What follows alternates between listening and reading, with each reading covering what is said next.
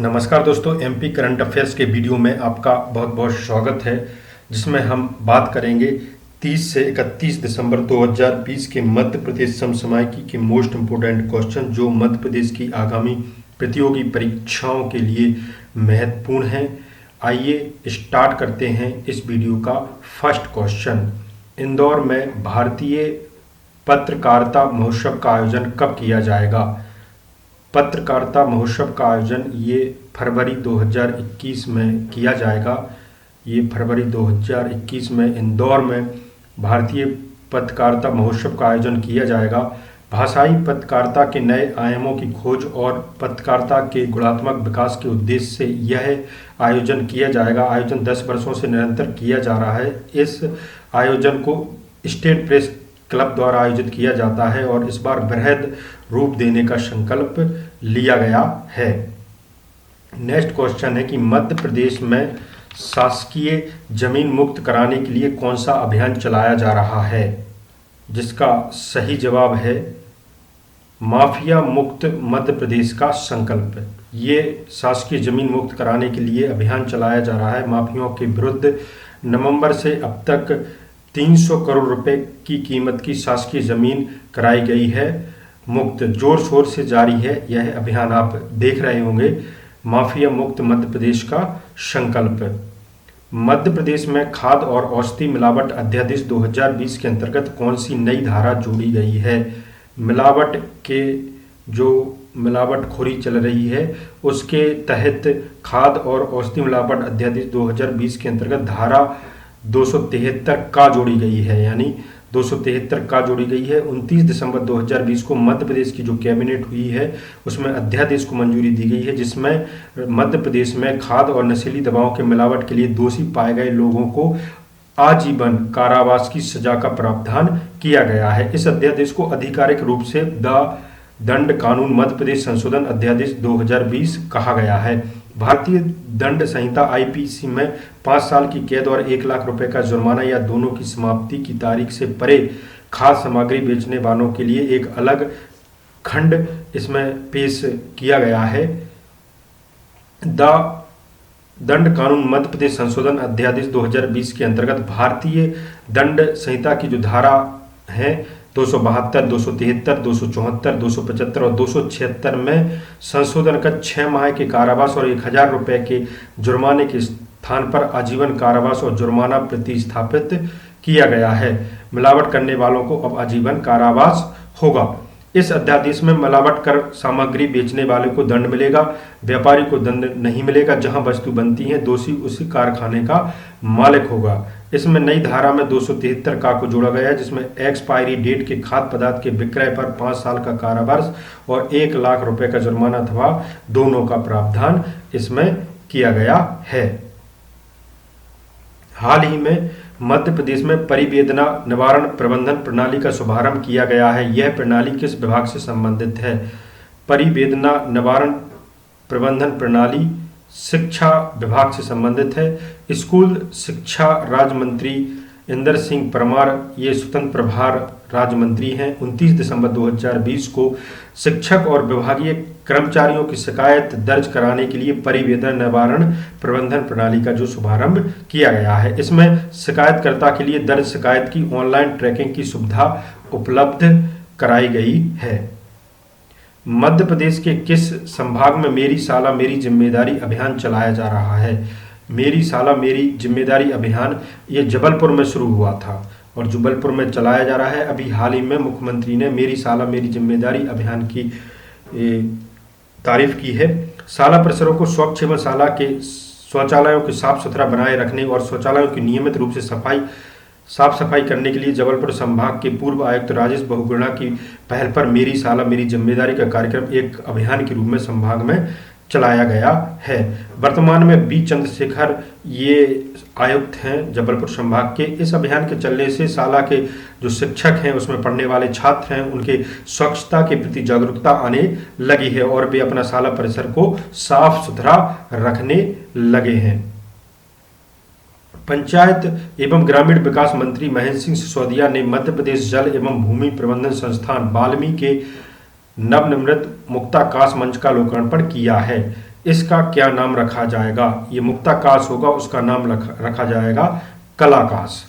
पंचायत एवं ग्रामीण विकास हमारे मध्य प्रदेश के महेंद्र सिंह सिसोदिया जी ने 29 दिसंबर 2020 को ये मुक्ता वंश मंच का लोकार्पण किया है। इस मंच में एक साथ 100 कलाकार प्रस्तुति दे सकेंगे, समझिए बात को, और 250 दर्शकों की बैठक की व्यवस्था भी की गई है। इस तरह के देश में 2 सेंटर हैं, एक औरंगाबाद में है और दूसरा बाल्मी भोपाल में स्थापित है। बाल्मी प्रशिक्षण के साथ देश का शोध संस्थान बनेगा, यह घोषणा महेंद्र सिंह सिसोदिया ने की है। नेक्स्ट जो हमारा क्वेश्चन है कि मुख्यमंत्री शिवराज सिंह चौहान ने रानी कमलापति आर्च ब्रिज का लोकार्पण कहाँ किया गया है?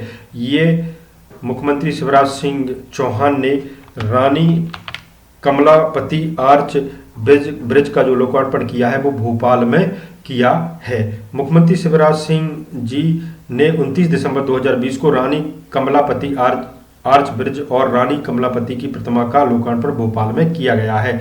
छोटे तालाब पर बन रहे आर्च मतलब बन चुका है, इसका लोकार्पण हो गया है। रानी कमलापति महल के ठीक बीच में प्रतिमा की स्थापना की गई है। छोटे तालाब पर आर्च ब्रिज पर रानी कमलापति की प्रतिमा,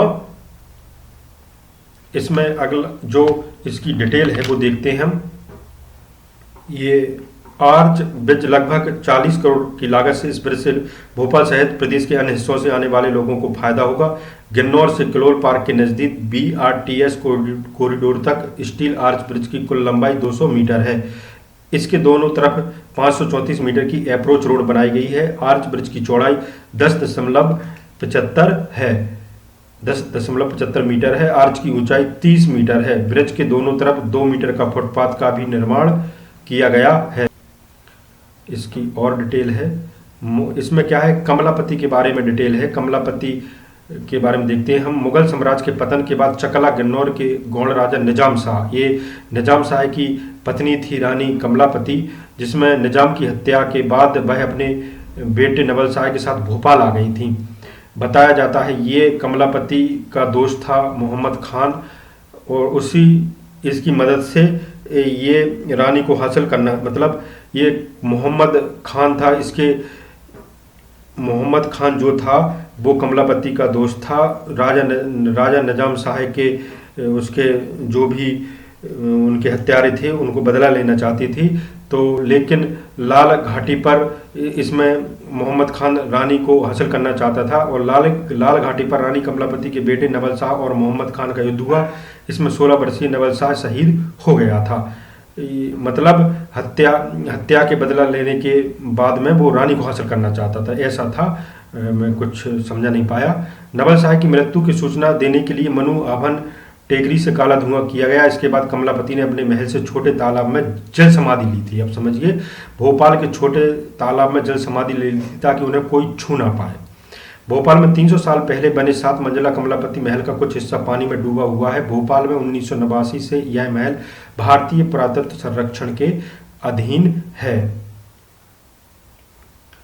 राष्ट्रीय गोकुल मिशन के तहत मध्य प्रदेश का पहला पशु प्रजनन और कृषक एवं कृत्रिम गर्भाधान प्रशिक्षण केंद्र किस जिले के रतौना में शुरू किया गया है? ये रतौना मतलब सागर में है, सागर में शुरू किया गया है, सागर जिले के रतौना में शुरू किया गया है। राष्ट्रीय गोकुल मिशन के तहत मध्य प्रदेश का पहला है ये पशु प्रजनन और कृषि एवं कृत्रिम गर्भाधान प्रशिक्षण केंद्र सागर के रतौना में शुरू किया गया है। इसमें 15 करोड़ की लागत से तैयार किए गए केंद्र का शुभारंभ 30 दिसंबर 2020 को मध्य प्रदेश के पशुपालन मंत्री प्रेम सिंह पटेल ने किया है। नेक्स्ट क्वेश्चन देखते हैं। मध्य प्रदेश में रीयूसेबल सैनिटरी नैपकिन बनाने का प्रशिक्षण केंद्रों पर, मतलब किन प्रशिक्षण केंद्रों पर किया जाएगा? ये किन प्रशिक्षण केंद्रों पर किया जाएगा? तो आंगनबाड़ी केंद्रों पर इसका प्रशिक्षण दिया जाएगा। आंगनबाड़ी केंद्रों पर मध्य प्रदेश में 30 दिसंबर से 15 जनवरी 2021 तक मध्य प्रदेश के सभी 52 जिलों में कुल 17,005 आंगनबाड़ी केंद्रों पर पायलट प्रोजेक्ट के रूप में कपड़े के सुविधाजनक रीयूसेबल सैनिटरी नैपकिन बनाने का प्रशिक्षण दिया जाएगा। यह प्रशिक्षण वाटर एंड संस्था के तकनीकी सहयोग से ऑनलाइन आयोजित किया जा रहा है। इस प्रशिक्षण में स्वयं सहायता समूह की महिलाएं, किशोरी महिलाएं, आंगनबाड़ी कार्यकर्ता एवं सहायिकाएं शामिल होंगी। प्रशिक्षण के दौरान बालिकाओं, महिलाओं की माहवारी स्वच्छता पर भी प्रशिक्षण दिया जाएगा। डिजिटल इंडिया पुरस्कार 2020 के अंतर्गत मध्य प्रदेश के किस जिलों को डिजिटल गवर्नेंस में उत्कृष्टता के लिए प्लेटिनम पुरस्कार मिला है। तो यह जिला है खरगोन। खरगोन जिला को मिला है प्लेटिनम पुरस्कार। इसमें डिजिटल इंडिया पुरस्कार 2020 के अंतर्गत राष्ट्रपति रामनाथ कोविंद द्वारा 30 दिसंबर 2020 को नई दिल्ली में वीडियो कॉन्फ्रेंस के माध्यम से आयोजित समारोह में खरगोन जिला वेबसाइट को नागरिक केंद्रित आकांक्षाओं को पूरा करने में प्रमाणिक और विश्वसनीय एकल खिड़की सूचना प्रसार प्रणाली होने के लिए प्लेटिनम पुरस्कार से सम्मानित किया गया है। मध्य प्रदेश को 2 पुरस्कार मिले हैं। इसमें पुरस्कार श्रेणी डिजिटल गवर्नेंस में उत्कृष्ट जिला में जिला प्रशासन की उन उपलब्धियों को पुरस्कृत किया गया है जिसने नागरिकों को क्षेत्रीय भाषा में व्यापक जानकारी प्रदान करने पर अनुकरणीय ध्यान पर केंद्रित किया गया है।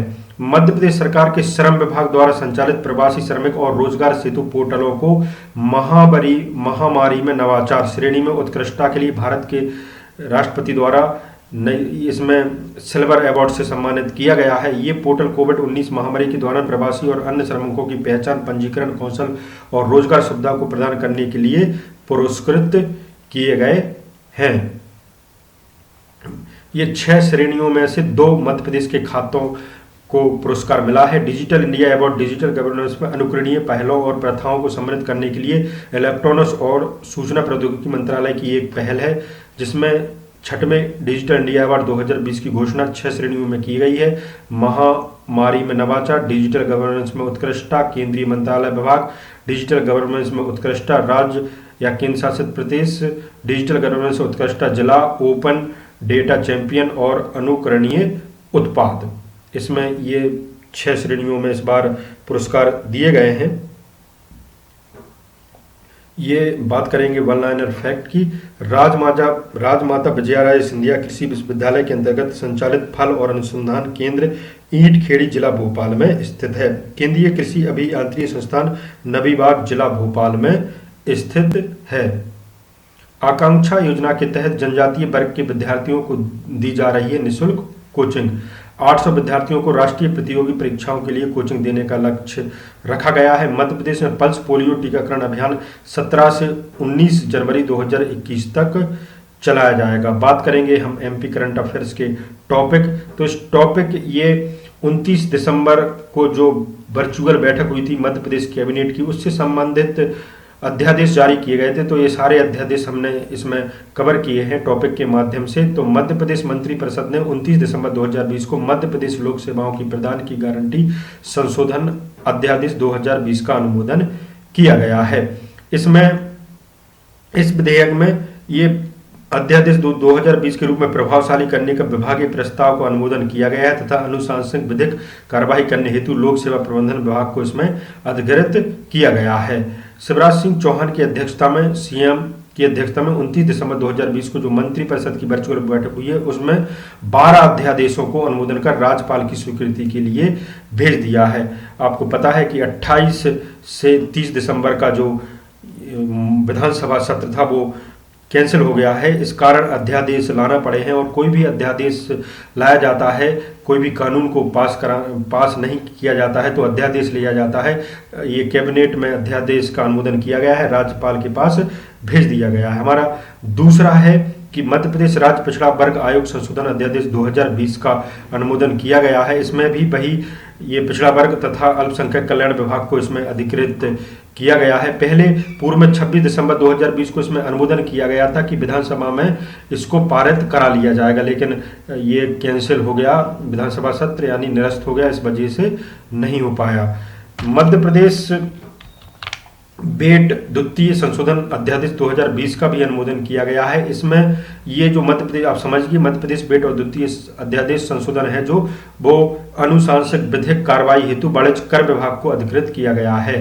ये कौन सा, इसमें बस हमने ये कौन सा अध्यादेश है और किस विभाग से संबंधित है और इसमें कब इसमें अनुमोदन किया गया है। नेक्स्ट हम देखते हैं, इसी प्रकार से मध्य प्रदेश मोटर स्पिरिट उपकर संशोधन अध्यादेश 2020 का भी अनुमोदन किया गया है। इसके लिए भी वाणिज्य कर विभाग को अधिकृत किया गया है। अगला है हमारा कि मध्य प्रदेश सहकारी सोसाइटी संशोधन अध्यादेश 2020, इसका भी अनुमोदन 29 दिसंबर 2020 को किया गया है। अगला जो है वो है दंड विधि मध्य प्रदेश संशोधन अध्यादेश 2020। इसके लिए विधि और विधायी कार्य विभाग को अधिकृत किया गया है। अगला जो है वो मध्य प्रदेश भोज मुक्त विश्वविद्यालय संशोधन अध्यादेश 2020 तथा अन्य अध्यादेशों का अनुमोदन इसमें किया गया है। ये मध्य प्रदेश भोज मुक्त विश्वविद्यालय संशोधन अध्यादेश, डॉक्टर बी.आर. अम्बेडकर सामाजिक विज्ञान विश्वविद्यालय संशोधन विधेयक 2020, डॉक्टर बी.आर. अम्बेडकर सामाजिक विज्ञान विश्वविद्यालय संशोधन अध्यादेश 2020 तथा पंडित एस.एन. शुक्ला विश्वविद्यालय संशोधन विधेयक 2020 को पंडित एस.एन. शुक्ला विश्वविद्यालय संशोधन अध्यादेश 2020 के रूप में प्रभावशाली करने के लिए विभागीय प्रस्ताव का अनुमोदन कर उच्च शिक्षा विभाग को इसमें अधिकृत किया गया है। नेक्स्ट जो देखते हैं, ये 29 दिसंबर को ही मध्य प्रदेश निजी विश्वविद्यालय स्थापना एवं संचालन द्वितीय संशोधन विधेयक 2020 का अनुमोदन किया गया है। इसके अंतर्गत ये मध्य प्रदेश निजी विश्वविद्यालय स्थापना एवं संचालन द्वितीय संशोधन विधेयक 2020 में अरबिंदो विश्वविद्यालय इंदौर एवं महाकौशल विश्वविद्यालय जबलपुर की स्थापना को मध्य प्रदेश निजी विश्वविद्यालय स्थापना एवं संचालन द्वितीय संशोधन अध्यादेश 2020 को अरबिंदो विश्वविद्यालय इंदौर एवं महाकौशल विश्वविद्यालय जबलपुर की स्थापना के प्रभावशाली करने के लिए विभागीय प्रस्ताव का अनुमोदन किया गया है। अनुशासनिक विधिक कार्रवाई करने के लिए उच्च शिक्षा विभाग को इसमें अधिकृत किया गया है। हम बात करेंगे दोस्तों, ये नहीं है, हम बात करेंगे पिछला जो आपसे क्वेश्चन पूछा गया था कि अभी हाल ही में मध्य प्रदेश के पूर्व मुख्यमंत्री स्वर्गीय सुंदरलाल पटवा की पुण्यतिथि कब मनाई गई है। मनाई गई है वह मध्य प्रदेश की दूसरी बार मुख्यमंत्री कब बने थे, ऐसा इसमें क्वेश्चन था। इसका जो आंसर है वो 5 मार्च 1990 है। 5 मार्च 1990 को दूसरी बार मुख्यमंत्री बने थे। सुंदरलाल पटवा 11 नवंबर 1924 को उनका जन्म हुआ था। ये भारतीय राजनेता सुंदरलाल पटवा 2 बार मध्य प्रदेश के मुख्यमंत्री रहे। वे भारतीय जनसंघ के संस्थापकों में से एक थे। सुंदरलाल पटवा का जन्म मध्य प्रदेश के मंदसौर के जिले के कुकड़ेश्वर गांव में 11 नवंबर 1924 को हुआ था। इनके जीवन परिचय से संबंधित कुछ फैक्ट की प्रकाश डालते हैं। सुंदरलाल पटवा ने 1941 में इंदौर राज्य प्रजामंडल एवं 1942 से राष्ट्रीय स्वयंसेवक से जुड़े। उसके बाद 1947 से 1951 तक संघ प्रचारक एवं 1948 से संघ संचालन में 7 माह की जेल यात्रा भी की। 1951 में जनसंघ की स्थापना के साथ ही सक्रिय कार्यकर्ता रहे। 1957 से 1967 तक विधानसभा सहित एवं विरोधी दल के मुख्य सचेतक रहे। 1967 से 1974 तक जिला सहकारी बैंक के अध्यक्ष रहे। 1975 में मध्य प्रदेश जनसंघ के महामंत्री बने। आपातकाल के दौरान 27 जून 1975 से 28 जनवरी 1977 तक मीसाबंदी के रूप में जेल में बंद रहे। सुंदरलाल पटवा 20 जनवरी 1980 से 17 फरवरी 1980 तक मध्य प्रदेश में पहली बार मुख्यमंत्री रहे। उसके बाद सन 1990 के विधानसभा चुनाव में सदस्य निर्वाचित हुए।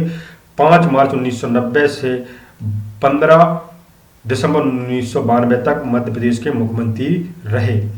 1993 में पुनः विधानसभा सदस्य के लिए निर्वाचित हुए। 1997 में छिंदवाड़ा से लोकसभा उपचुनाव में विजयी हुए। वाजपेयी सरकार में दो साल में मंत्री भी रहे। ये 1997 में कमलनाथ को हराया था इसमें छिंदवाड़ा से लोकसभा चुनाव में, जो कि कमलनाथ का एकमात्र अपने जीवन की हार है। उसी ये सुंदरलाल पटवा जी ने ही हराया था उन्हें।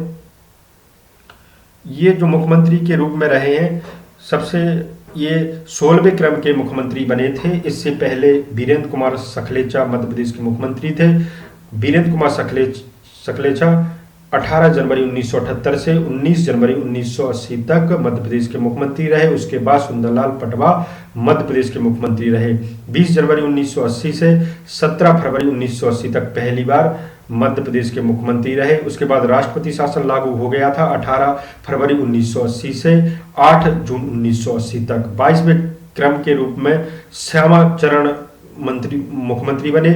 9 दिसंबर 1989 से 4 मार्च 1990 तक। फिर 23वें क्रम के सुंदरलाल पटवा मुख्यमंत्री बने दोस्तों 5 मार्च 1990 से 15 दिसंबर 1992 तक। फिर उसके बाद राष्ट्रपति शासन लग गया था 16 दिसंबर 1992 से 6 दिसंबर 1993। उसके बाद दिग्विजय सिंह मध्य प्रदेश के मुख्यमंत्री बने।